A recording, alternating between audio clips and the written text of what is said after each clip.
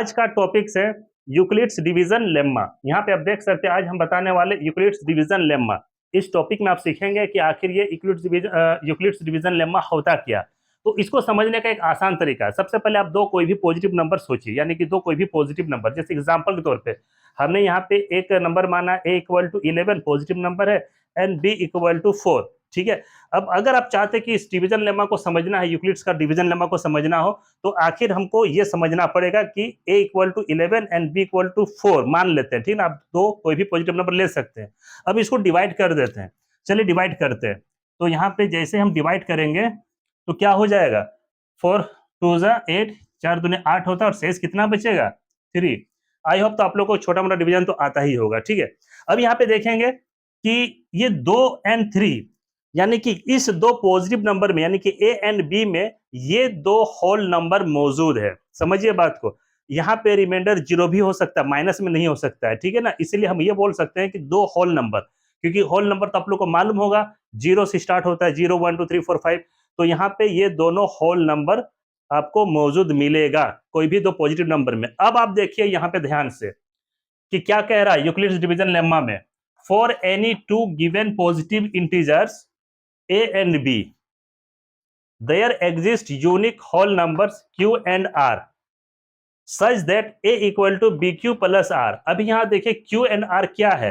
यहाँ पे जो 2 और 3 यहाँ पे जो मौजूद है दो पॉजिटिव नंबर में, तो 2 का मतलब क्या है, ये कोसेंट यानी कि भागफल। आपको समझ में आ रहा होगा भागफल क्या होता है, कोसेंट। एंड यहाँ पे हो गया शेष यानी कि रिमाइंडर।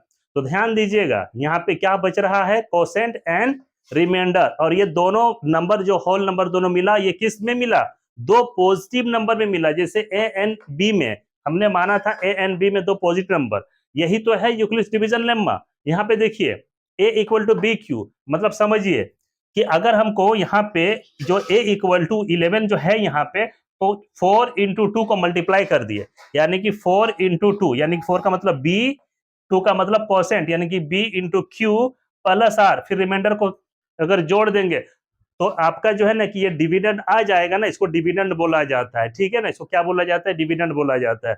यानी कि आप इसको ऐसे लिख सकते हैं, यानी कि 11 = 4 × 2 + 3, यही तो है फॉर्मूला।